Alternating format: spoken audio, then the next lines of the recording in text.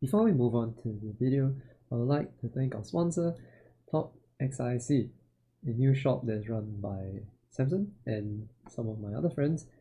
Will be providing me with the sources to bring you the content here today. Now, as you guys, some of you know, I have moved on from CVGS. Well, in terms of making Battle Spirits there, because I thought it was easier for me to do it on my own because of the time constraint and as well as with COVID running really rampant here. So yeah, I hope you guys enjoyed the video, and be sure to check out all the links in the description where everything you need will be there, and I'll see you guys soon. Hey everyone, welcome to the Battle Lab. I'm your Professor Brendan here, and today I'll be bringing you through your first game of Battle Spirits in the Spirits world. Game to open, Kaiho! Now before you can start the game, you need a deck. Beginners can either purchase a start deck with 40 cards in it, or they could purchase a Mega Deck, which is a 40 card trial deck built around the 2 extra rares that are provided in the deck itself.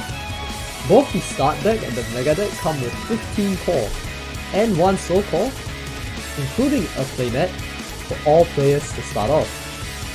Now, the most common way for you to win a game of Battle Spirits is to take your opponent's life from 5 to 0, and is usually done by attacking your opponent with your spirits, casting magic cards, and using other various effects to prevent your opponent's spirits from attacking you. In this game, there are 6 colors for you to choose from, each signifying a different style of play.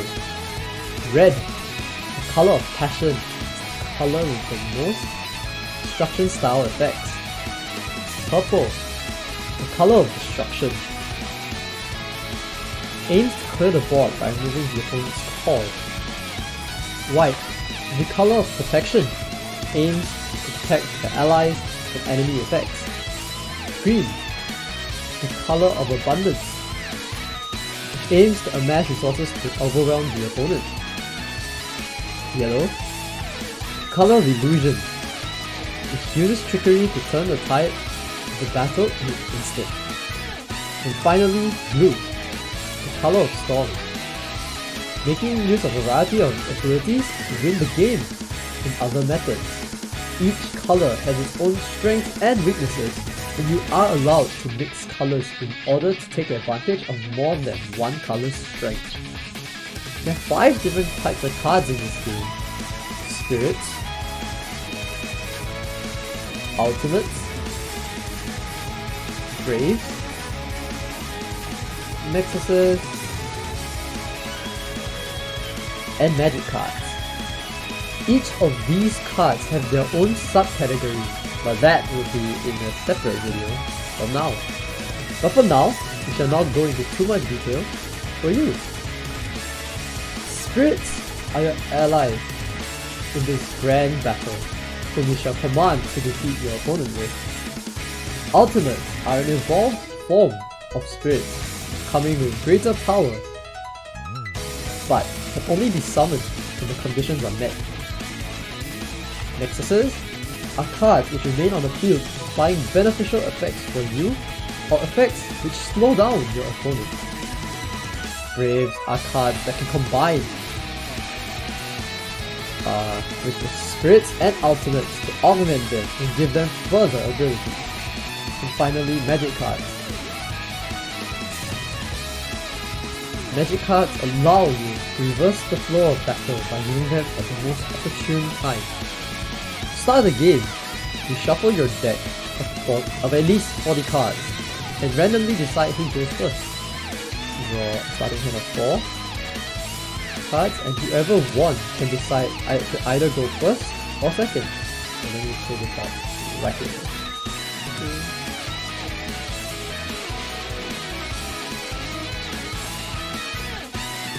So you can see I have a deck of 40 cards. To start the game, you shuffle them up. And you draw a starting hand of 4. After you decide who goes first,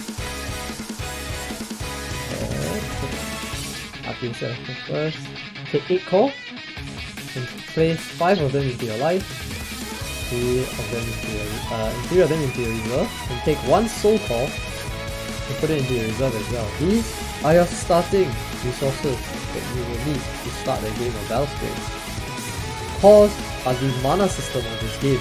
In order to play cards, cores are consumed and sent to the trash temporarily. Now, the start of the turn consists of 4 steps. The start step, the core step, the draw step, and the refresh step. The start step usually means it's just the start of your turn, unless you have an effect that will run at the start of it. The core step is where you take a core from the void and add it to your reserve. This is how you gain mana every turn. Play bigger cards, or to get stronger abilities by paying the cost. Your draw step is self-explanatory. You draw a card from your deck. Now, you have the player that goes first do not have a core step, neither do they have an attack step. After you've drawn a card, your refresh step occurs, where all cards in your trash, if there were any, go into your reserve,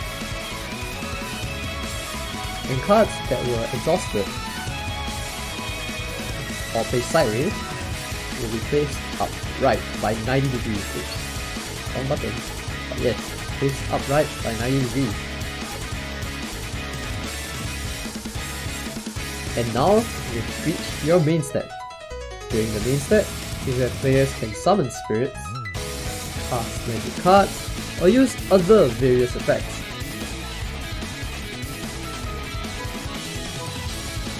To either make yourself stronger, or to disrupt your opponents.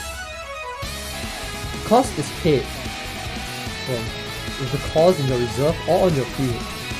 Each card cost is on the top left of the card, as you can see here. And the number indicating the number of costs to send to trash to use them.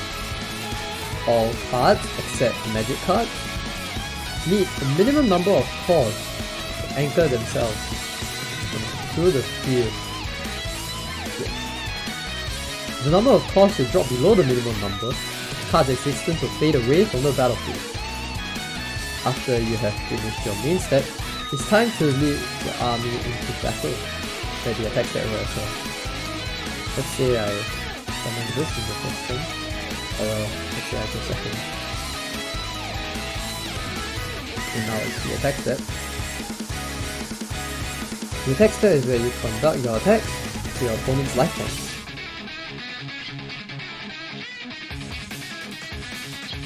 Now, to attack, all you gotta do is just turn a card 90 degrees sideways, or exhaust it. Once you've declared an attack, both you and your opponent have a chance to turn the tide of battle in flash timing, using various other effects, or mainly magic cards, to prevent your opponent from taking your life, if applicable.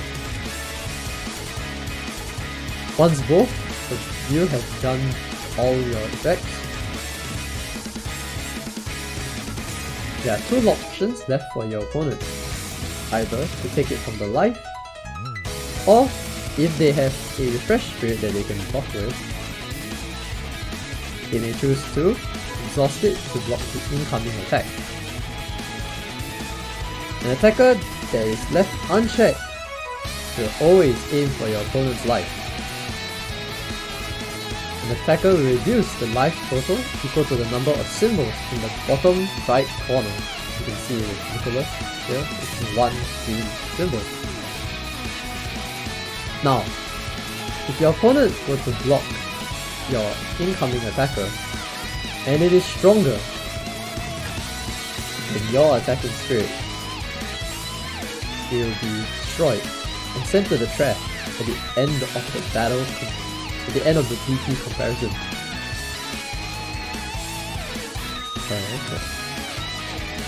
You can attack with any number of times in a turn, as long as you have refresh spirits to attack with, or ultimates as well. Now, at the end of that attack step, you will move to the end step and then pass the turn to your opponent, where the steps will reoccur again and again. Now, that's the basics of play.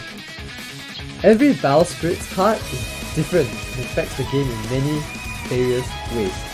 Each card mostly explains what it does, but if you're unsure how a card works, you can always check out one of the cards or go to the Battle Spirits wiki page, link in the description.